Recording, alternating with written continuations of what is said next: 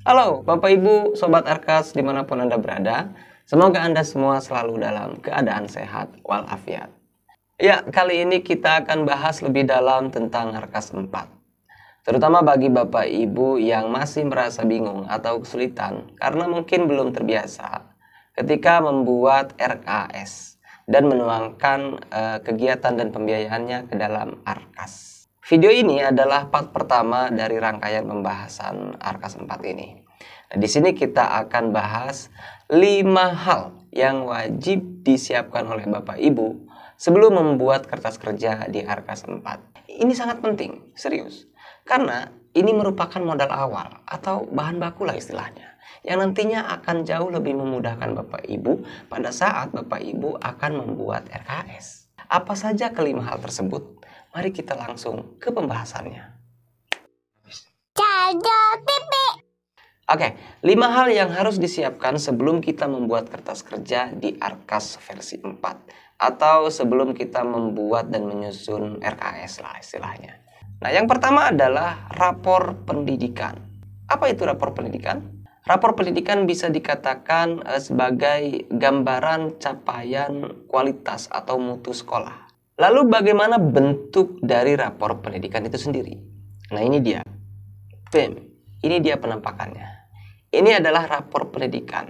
Bentuk filenya adalah Excel dan dapat diunduh dari halaman website rapor pendidikan itu sendiri. Pertanyaannya, mengapa harus menggunakan rapor pendidikan untuk membuat RKS? Karena di rapor pendidikan ini terdapat prioritas rekomendasi untuk meningkatkan capaian-capaian mutu yang masih kurang. Nah, di sini contohnya nih. Ini kan capaian kemampuan numerasinya kurang ya. Skornya ini, kemudian akar masalahnya seperti ini, program yang dibenahinya seperti ini, kemudian ada juga inspirasi kegiatan yang dibenahinya. Bahkan di sini disematkan tautan yang bisa kita jadikan referensi. Juga yang paling penting ini, di sini ada contoh kegiatan yang bisa dituangkan ke dalam Arkas. Nah, makanya rapor pendidikan ini sangat disarankan digunakan sebagai bahan evaluasi dan sumber prioritas kegiatan yang akan kita tuangkan ke dalam RKS tahun berikutnya. Seperti itu. Nah, selanjutnya, hal yang harus kita siapkan sebelum kita membuat RKS adalah kalender pendidikan. Nah, seperti ini penampakannya. Mengapa kita harus menggunakan kalender pendidikan pada saat membuat RKS? Karena dengan melihat dan mengamati kalender pendidikan, tentu kita akan jauh lebih mudah dalam memetakan kegiatan-kegiatan apa saja yang akan muncul dan dibiayai pada setiap bulannya. Walaupun di kalender pendidikan ini, bulan pertamanya kan bulan Juli ya, karena kalender pendidikan adalah tahun pelajaran. Sementara di RKS itu adalah tahun anggaran. Tetapi tidak masalah, karena pada dasarnya di kalender pendidikan pun itu berjumlah 12 bulan. Tinggal diperkirakan saja. Yang minimal ini menjadi gambaran begitu.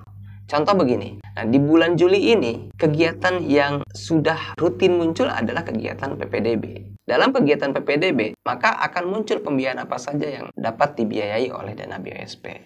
Nah, begitu pun di bulan Agustus. Di bulan Agustus ini, di minggu berapa, di tanggal berapa, kita sudah dapat membayangkan kegiatan apa yang akan dilaksanakan oleh sekolah dan pembiayaan-pembiayaan apa saja yang muncul dan harus dibiayai oleh dana BOSP. Begitupun di bulan-bulan berikutnya. Maka untuk itu, sangat penting menggunakan kalender pendidikan agar kita dapat menginventarisir kegiatan apa saja yang akan dilaksanakan dan menjadi program kegiatan sekolah. Selanjutnya, hal ketiga yang perlu disiapkan sebelum kita membuat RKS atau membuat kertas kerja adalah dokumen juknis pengelolaan dana BOSP itu sendiri ya. Nah, ini seperti ini penampakannya, yaitu Permendikbudristek RI nomor 63 tahun 2022 tentang petunjuk teknis pengelolaan dana bantuan operasional satuan pendidikan. Nah, pada saat video ini dibuat, juknis ini yang masih digunakan sebagai referensi regulasi dalam pengelolaan dana BOSP-nya. Karena juknis terbaru belum terbit begitu ya. Mengapa kita perlu dokumen ini pada saat membuat RKS? Ya tentu ya, karena ini adalah kitabnya. Dalam juknis ini dijelaskan bagaimana cara mengelola dana BOSP yang sesuai dengan ketentuan. Dengan menggunakan juknis ini, kita akan dapat mengetahui Dana BOSP ini bisa untuk mendanai apa saja begitu ya. Nah, di sini ada rincian komponen penggunaan dana bantuan operasional satuan pendidikan. Juknis ini bisa digunakan untuk seluruh jenjang ya, mulai dari jenjang pendidikan anak usia dini, jenjang pendidikan dasar dan menengah, juga pendidikan kesetaraan. Nah, jadi ketika kita bingung untuk menentukan belanja ini bisa nggak sih didanai oleh BOS, nah maka kembalikan ke sini ya, kembalikan rujukannya ke juknis ini.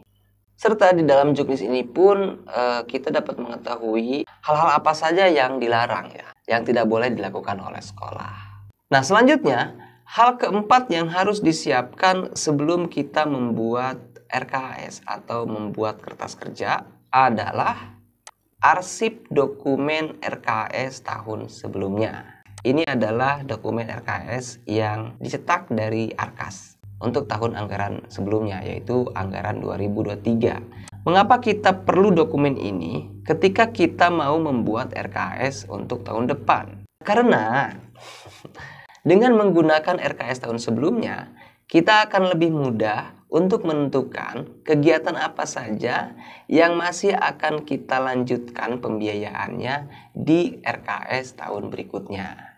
Contohnya adalah kegiatan atau pembiayaan rutin sekolah, seperti langganan majalah, langganan listrik, internet, honorarium guru non-ASN, dan kegiatan-kegiatan yang mungkin pada tahun sebelumnya belum dapat direalisasikan. Nah, selain itu, dengan dokumen ini, kita akan mudah mendapatkan gambaran berapa harga satuan dari beberapa barang yang masih akan kita belanjakan, di bulan apa saja kita anggarkan kegiatan-kegiatannya, dan kemudahan-kemudahan lainnya tentunya. Dan yang terakhir, yang perlu disiapkan sebelum kita membuat kertas kerja atau membuat RKS adalah daftar prioritas kegiatan berdasarkan hasil rapat penyusunan RKS di sekolah. Nah, ini muaranya. Jadi kegiatan-kegiatan yang kita tuangkan ke dalam RKS itu harus berdasarkan keputusan atau hasil rapat penyusunan RKS itu sendiri ya. Karena RKS ini adalah kebutuhan bersama, kebutuhan sekolah yang berorientasi kepada kebutuhan siswa. Kegiatan-kegiatan yang dituangkan dalam RKS itu tidak boleh hanya sesuai dengan selera kepala sekolah saja, atau hanya sesuai dengan selera bendahara saja, atau sebagian pihak saja gitu. Tetapi lebih mementingkan kebutuhan bersama yang lebih berorientasi terhadap kebutuhan siswa. Nah, seperti itu.